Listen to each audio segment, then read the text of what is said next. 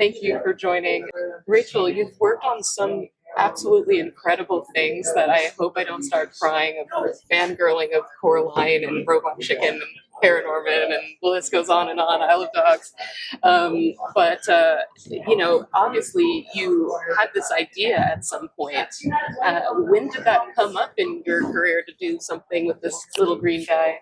Yeah, I actually sculpted these green characters like 15 years ago or so, and it's actually these characters that got me the job at Leica to work on Coraline because I had this weird skill set. I had never worked in stop motion before, but I had made these little characters, so I kind of knew how to work with materials. So I got the job on Coraline making puppets, and then I taught myself how to animate on Coraline, and then I became an animator and worked on all those projects. Yeah. And along the way, I made these green characters into puppets. And so I didn't know what to do with them yet. I was just like, I just like the shape. I like kind of the vibe they were giving.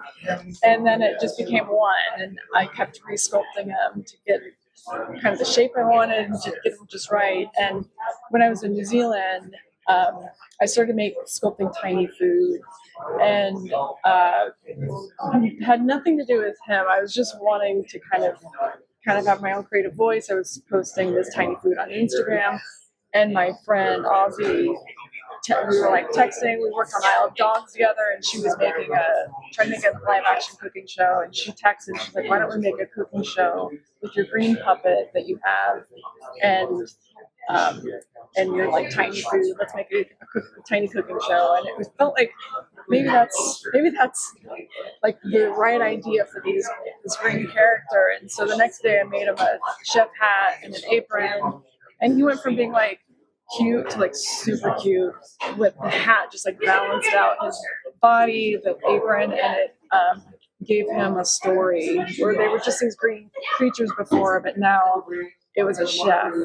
And so on the Instagram account, I started folding him into the Instagram account and giving him little stories. I said, "This is who's been cooking all this tiny food that you've been seeing." And I think once he started going in on the Instagram account, the engagement just like doubled. Everyone was like, "Who's that?" And it just became a story. And I think from there, we just very organically kept building on this idea. Ozzy flew out to New Zealand.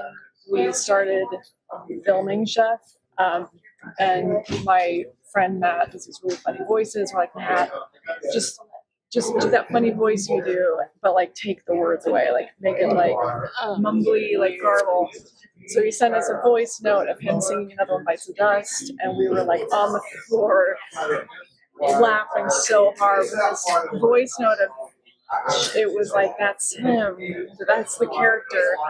And so I animated Chef packing up a pie, singing "Another One Bites the Dust," and his personality just started forming. And it just, I think we just kept following what was making us laugh. I feel like we were creating a character we wish existed, this wholesome, pure of heart little being that like brings out the kid in everybody. And I think for whatever reason we sort of needed him to exist. I think he needed to exist, and we were just sort of like finding him as we went. And it was just sort of like following the next little step that felt correct for him, and then the next little step that felt correct for him, and kind of following gut and just what we wanted to see.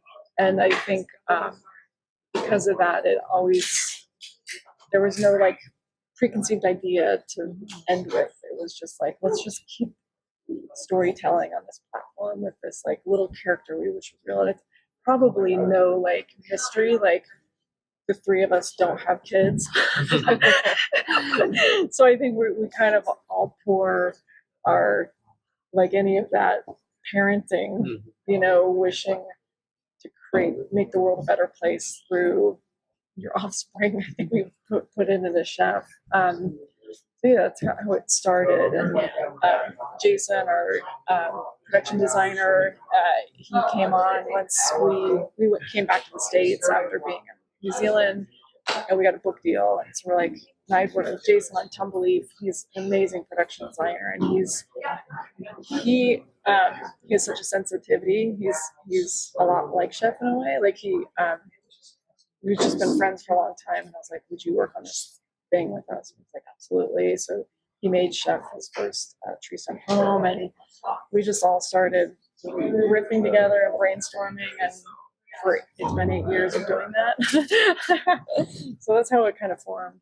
Yeah, it's amazing when artists are allowed to do what they do best. Yeah. And you just said something interesting about like how he's a part of him in like the sweetness and everything. What would you say is Chef's quality that you put into him or that you relate to the most? I think like the ADHD.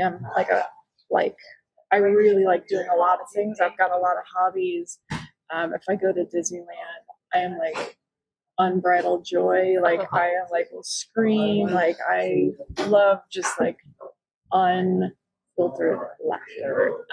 So I feel like parts of me are in him. I feel like parts of Matt are in him. Parts of Ozzy are in him. But yeah, for me, I think it's like what I'm like in my head is what Chef is like. So I'm a little more introverted. Chef's more extroverted, but in my head I'm like Chef. But I can't be that expressive, but I can be that expressive through Chef. Like, oh wow, like yeah. So wow, that's really special because sometimes I hear people say, I don't have any internal thoughts. And I'm like, what do you mean that you have no internal thoughts?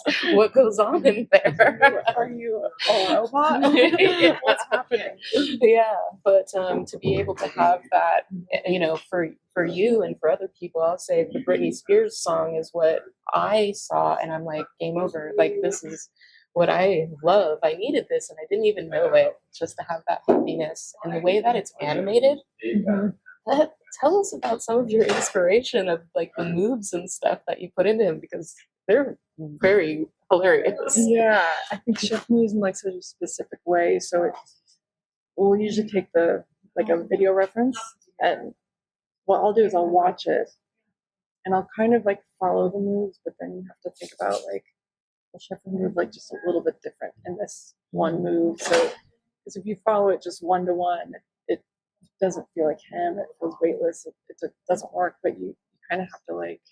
He's so intense and he's so committed, and he's not trying to make you laugh.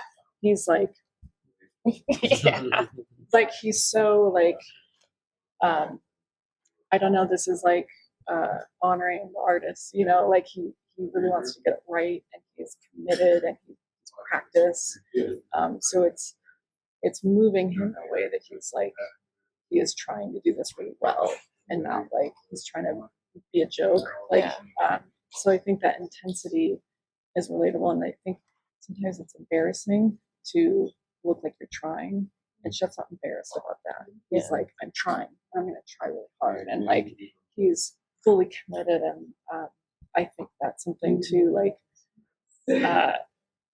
more people should not be embarrassed to look like you're trying to do something. You know, I think like, I feel like everyone should try. Like, I just love seeing people trying to do something. And I think being brave about that, and not filtering yourself, not caring really what people think, and just putting your whole heart in something. Chef puts his whole heart in everything he does.